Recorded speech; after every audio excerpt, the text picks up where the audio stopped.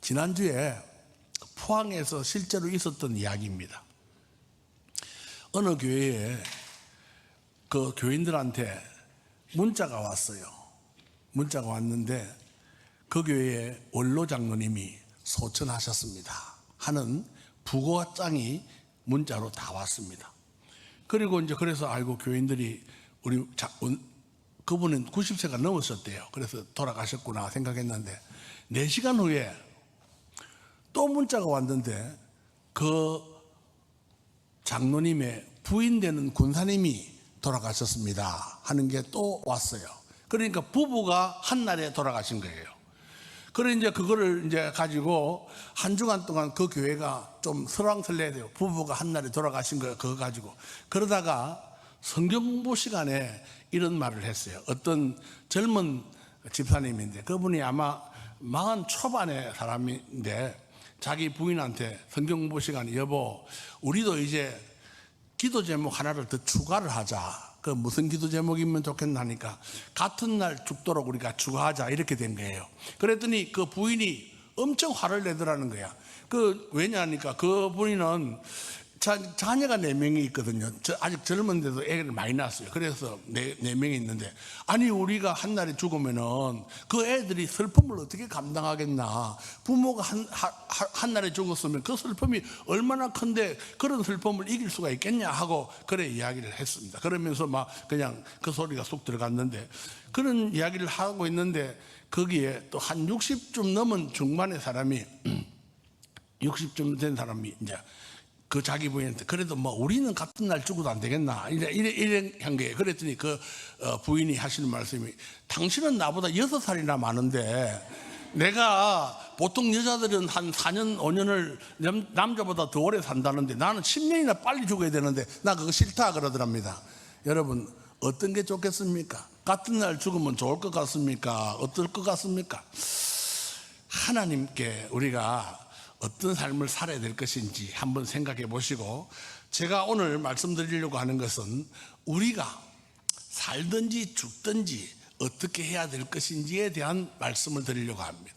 그래서 우리 예수 믿는 사람들이 가지는 중요한 영적 표준을 제가 말씀을 드리려고 하니까 이 말씀 잘 듣고 우리가 어떻게 살아야 되겠나 하는 것들을 한번 생각해 보시면 좋겠습니다.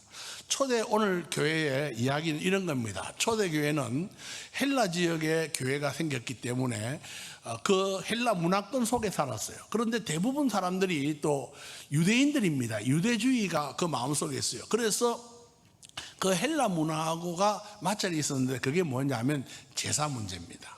제사 더 정확히 말하면 제사한 후에 고기의 문제예요. 시장에서 파는 모든 고기는 헬라 사람들은 그 우상에게 제사를 지내고 난 다음에 도축을 해가지고 그리고 그것을 팝니다. 그러니까 그 교회 나오는 어떤 사람들은 우리가 고기를 사 먹으면은 그 제사 지내는 거하고 똑같아. 그러니까 우리 고기 먹으면 안 된다. 그렇게 말을 하고요. 어떤 사람들은 무슨 소리냐. 우리가 그럼 고기를 안 먹으면 뭘 먹냐. 시장에 파는 거 뭐 그냥 가서 아무 말도 하지 말고 먹어도 되지 않냐 하고 먹자고 하는 사람도 있었습니다.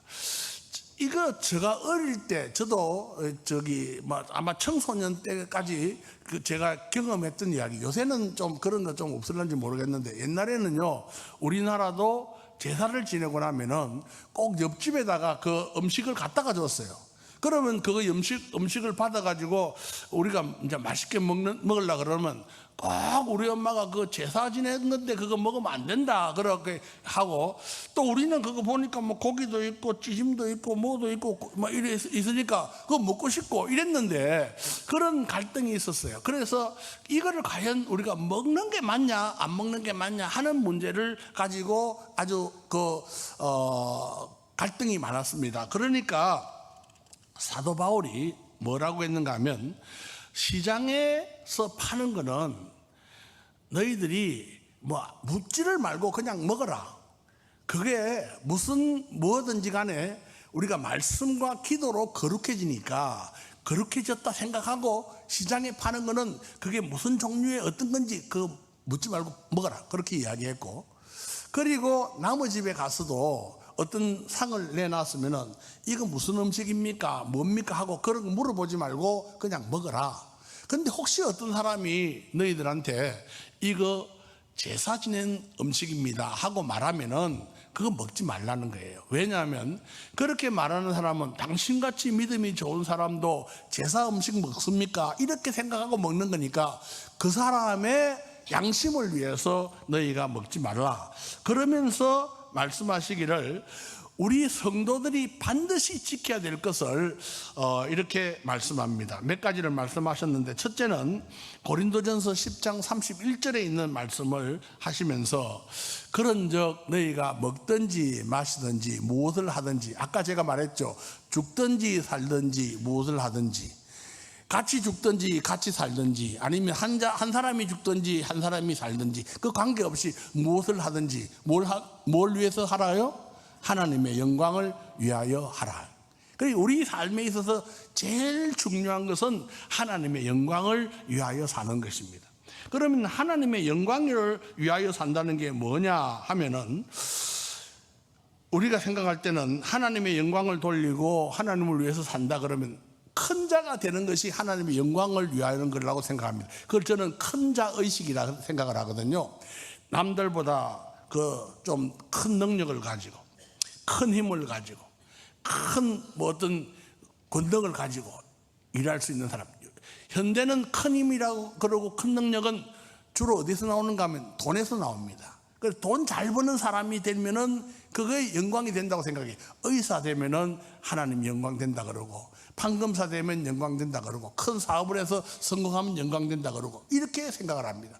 그러면은 그렇게 사는 것이 영광이 된다 그러면은 정말로 우리 가운데 영광스럽게 사는 사람은 좀 몇 명 안 되고 그냥 그렇게 사는 사람만 있을 수밖에 없습니다.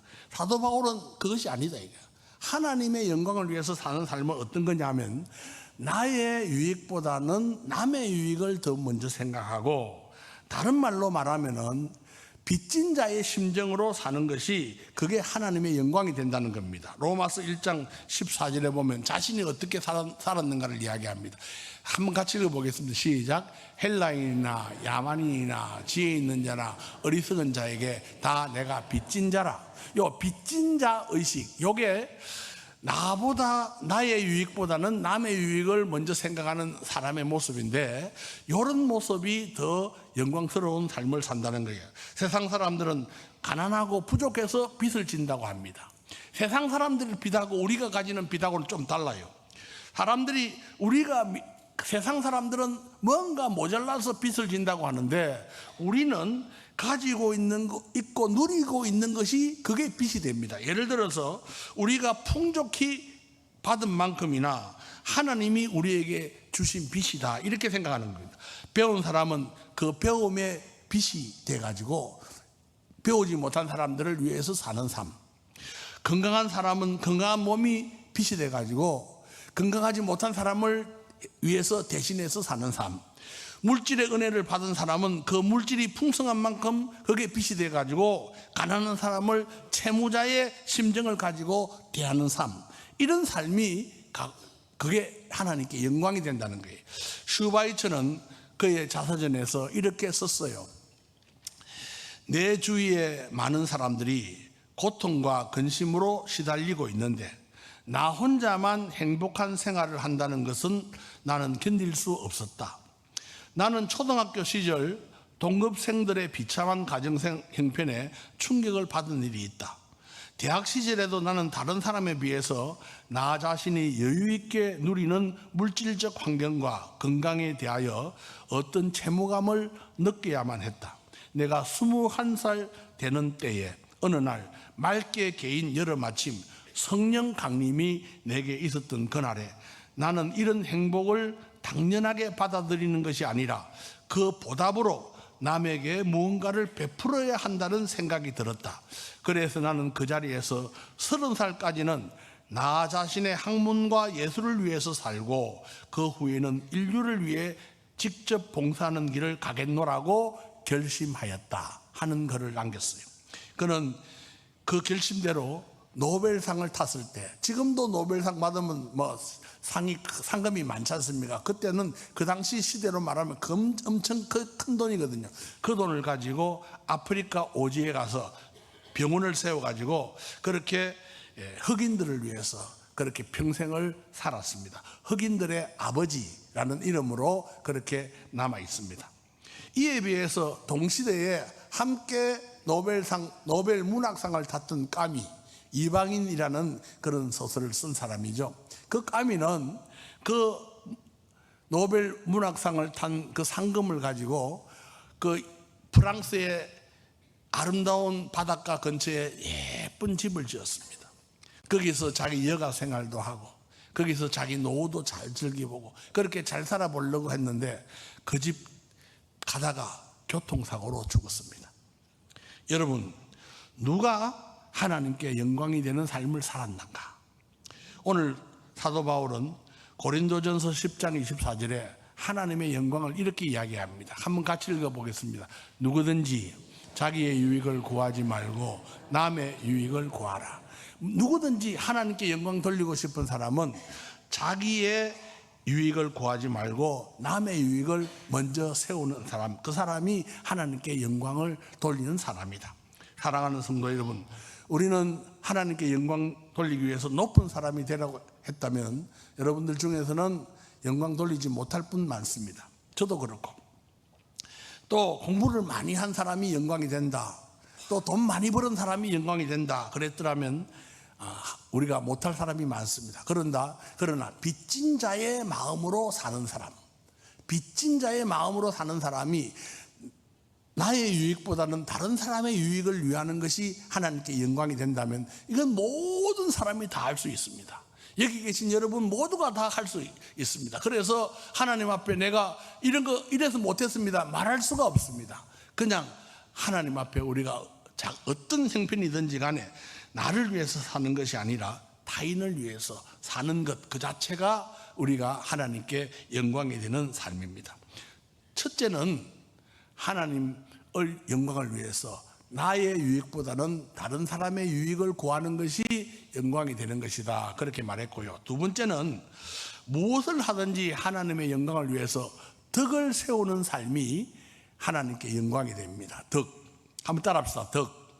이 덕이 뭐냐 하는 건데요, 이 덕을 세운다 하는 말은 오이코노메이라고 하는 헬라어로 썼는데 굉장히 여러 가지 뜻을 가지고 있어요. 많은 뜻을 가지고 있는데 제가 그걸 딱 종합을 해보니까 두 말로 종합할 수 있어요. 첫째는 평화입니다. 평화. 덕을 세운다 하는 말은 평화를 세운다 하는 말하고 똑같습니다. 두 번째는 하나님께 맡긴다 하는 말하고 똑같습니다. 하나님께 맡긴다. 이 덕을 세운다 하는 거하고 그 말은 평화롭게 모든 걸 하나님 앞에 맡긴다, 이렇게 말한다는 겁니다. 오늘 본문에 이 첨예하게 대립된 이거, 고기를 먹어야 되느냐 먹지 말아야 되느냐 하는 문제, 이쪽 사람 말 들어보면 이 말이 맞고 저쪽 사람 말 들어보면 저 말이 맞아요. 그러니까 이 말 가지고 서로 어느 게 더 맞다고 그렇게 자기 주장을 막 하고 다투고 있는데, 그때 어떤 사람이 야, 이거를 덕을 세워야 돼, 이 말은 우리 막 평화롭게 여기서 끝내자, 그리고 하나님께 모든 걸 맡기자, 하나님 앞에 모든 걸 맡기자, 요게 덕을 세우는 거예요. 하나님 앞에 모든 걸 맡기자. 티격태격 싸우고 다퉈가지고 어떤 결론을 맺는 게 아니고, 우리가 결론을 낼 수 없는 어떤 문제 앞에서 덕을 세우는 것은 그냥 평화롭게 하나님께 맡기고 하나님이 어떻게 하시는가를 보자는 겁니다. 여러분, 나의 양심으로 우리가 다른 사람의 양심을 판단할 수 없고, 판단할 수 있는 분은 오직 하나님 한 분밖에 안 계시니까 하나님 앞에서 내가 옳다라고 말을 하는 순간에 우리는 내가 잘못된 겁니다. 여러분, 왜 하나님이 선악과 열매를 따먹지 말라고 했을까 생각해 보면, 선악과를 따먹어 가지고 우리가 뭐가 옳고 뭐가 안 좋고 뭐가 선이고 뭐가 나쁘고 하는 걸 구분할 수 있는 게 좋은 거 아닙니까? 그거 좋은 건데 왜 하나님은 못하게 하셨을까? 따먹지 말라고 하셨을까? 그렇게 생각해 보면 그걸 따먹는 순간에 우리가 항상 선을 추구하는 삶을 살면은 좋지요. 그렇지만 저와 여러분은 인간인지라 선인 줄 알면서 선을 행하지 못할 때가 많습니다. 그게 사도 바울의 고백 아닙니까?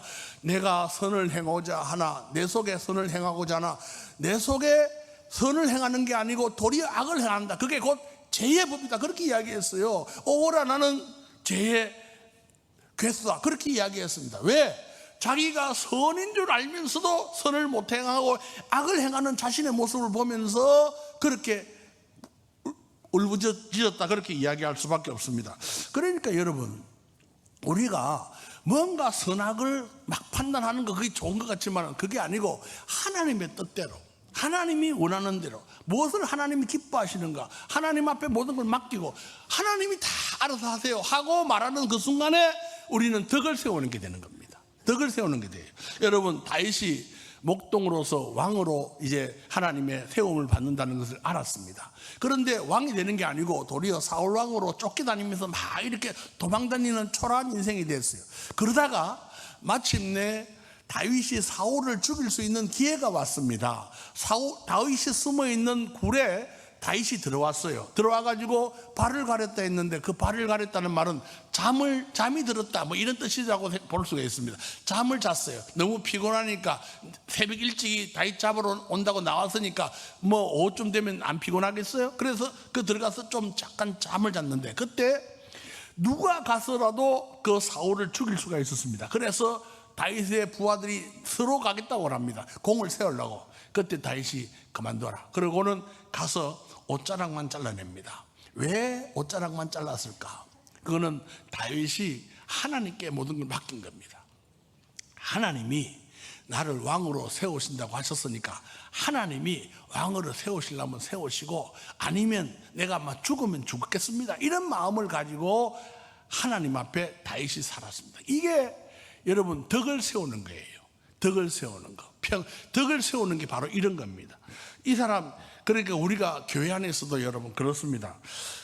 막 이 사람이 옳은가 저 사람이 옳은가 막 이렇게 그렇게 이야기하는 게 많지 않습니까? 그렇게 많다고 하는데 이쪽 말 들어보면 이 말이 맞고 저쪽 말 들어보면 저 말이 맞고 뭐 그러다가 물론 뭐 어떻게 분명히 잘못된 것도 있겠지만 그런 일들이 많습니다. 그런 일이 많을 때 우리가 끝까지 그 자기 의견을 굽히지 않고 막 이야기하면 어떤 일이 일어납니까? 싸움이 일어나요. 싸움이. 그러면 분쟁이 일어나요. 그런데 그때 야 우리 평화롭게 막 그냥 하나님 앞에 맡기자. 요게 덕을 세우는 거예요. 덕을 세우는 거예요. 이게 사도 바울에게 있어서 이게 굉장히 중요한 원리라는 거예요. 우리 하나님 앞에 다 맡기자. 내가 억울한 거 있어도 하나님 앞에 맡기고 힘든 일이 있어도 하나님 앞에 맡기고 하나님 앞에 다 맡겨놓으면 하나님이 해결해 주신다 하고 생각하는 거예요. 이거 굉장히 중요한 영적인 원리입니다. 영적인 원리. 여러분, 어떤 사람이 자기 목사님한테 이런 고백을 했습니다. 목사님, 내가 어느 회사에 조그마한 회사에 들어갔는데요, 그 회사에서 참 처음에 너무 고달프고 힘들었습니다. 제 위에 저보다 조금 먼저 상급자가 있었는데 이 사람이 계속 자기를 못 살게 굴고 괴롭히고 힘들게 했다는, 억울하게 그렇게 너무 힘들 때 어떤 때는 막 욱 한번 하고 막 그냥 회사 그만두고 나갈까 생각했지만은 막 그래도 막 사장님이 또 공평하게 하시고 하니까 내가 그거 보고 그냥 꾸준히 참고 있었다고 그러는 거예요. 그런데 어느 7년이 딱 지났어요. 7년이 지나고 난 다음에 그 사장님이 자기가 너무 나이도 많고 또 그렇다고 내가 하는 이 일을 누가 내 자녀들이 맡아가 하는 사람도 없고 이래서 이걸 아무래도 누구를 맡겨야 되겠다 생각하는 그런 때가 있었던 것 같아요. 그런데 그 사장이 자기를 불러가지고 네가 이 회사를 좀 맡아다오 하고 말하더라는 거예요. 자기 생각에는 나보다 먼저 들어온 사람도 있고 더 똑똑한 사람도 있고 한 것 같은데 그 사장이 자기를 보고 네가 이거를 좀 맡아가지고 잘 한번 키워달라고 그렇게 이야기하더라. 그러면서 그러면서 막 자기의 그 모든 억울한 것이 한꺼번에 다 없어지고 그렇게 선하게 됐다 하는 말을 하더라는 거예요. 이게 여러분 그렇습니다. 이 히브리서 10장 30절에 보면은 이렇게 말해놨어요. 한번 읽어보십시다. 시작. 원수 갚는 것이 내게 있으니 내가 갚으리라 하시고 또다시 주께서 그의 백성을 심판하리라 말씀하신 것을 우리가 아노니. 저기 원수 갚는다는 게 뭡니까? 하나님이 다 판단한다는 거예요. 하나님이 그의 백성들을 판단하시고 하나님이 다 일일이 판단하시고 계신다는 거예요. 여러분, 이게 결국은 내가 모든 길을 우리가 하나님께 맡기라 하는 그 맡기라 할 때에 맡긴다 우리가 그러잖아요. 맡긴다 할 때는 그가 우리를 이끌어 가시는 것을 그대로 인정하고 따라가는 삶을 말하는 겁니다. 이것이 옳습니다, 이것이 맞습니다 하고 내가 판단하는 게 아니라는 겁니다. 여러분, 시편 31편 15절에 보면은 이렇게 되어 있습니다. 한번 같이 읽어보겠습니다. 시작. 나의 앞날이 주의 손에 있사오니 내 원수들과 나를 핍박하는 자들 손에서 나를 건져서. 자, 여러분, 나의 앞날이 누구의 손에 있습니까? 주의 손에 있어요. 나의 앞날이 주의 손에 있습니다. 내가 잘해서 내 앞날이 밝아지는 것도 아니고, 내가 오늘 이 판단을 잘해가지고 나에게 좋은 일이 있는 것도 아니고, 내 앞날은 누구 손에 있다고요? 주의 손에 있습니다. 주의 손에. 주님이 다 판단하시는 그게 가장 좋은 겁니다. 그러니까 우리가 그런 마음을 가지고 주님을 바라보고 모든 일에 덕을 세우는 겁니다. 여러분, 갈등이 생기고 힘든 일이 있고 그러면 거기에 평화를 선포하고 덕을 세워 하나님께 모든 걸 맡기는 그 순간에 그 사람은 이기는 자가 되는 줄로 믿습니다. 우리는 그런 믿음을 가져야 됩니다. 이제 말씀을 마치겠습니다. 웨스트민스터 신도교의 제일 첫 번째 사람의 제일 되는 목적이 뭐라 그랬습니까? 하나님을 사랑하고 그 하나님을 영원히 기뻐하고 그를 위하여 사는 삶을 말씀하고 있습니다. 이제 우리는 그것이 곧 하나님께 영광되는 삶인데, 하나님께 영광 돌리는 삶이라는 것은 나를 위하여 사는 것이 아니라 남을 위하여 사는 삶을 살 때 그것이 하나님께 영광이 되고, 그리고 또한 모든 일에 덕을 세울 때 평화를 선포하고, 덕이라고 덕 세우는 게 뭐라 그랬죠? 평화를 선포하고 하나님께 맡긴다. 한번 따라합시다. 덕을 세운다는 것은 평화를 선포하고 하나님께 맡긴다. 하나님께 모든 걸 맡기는 삶을 살 때 그때 하나님께서 은혜를 주시는 것입니다. 여러분 모두가 다 이런 삶을 살아서 하나님께 영광 돌리는 우리 모두가 되시기를 주님의 이름으로 축원합니다. 기도하겠습니다.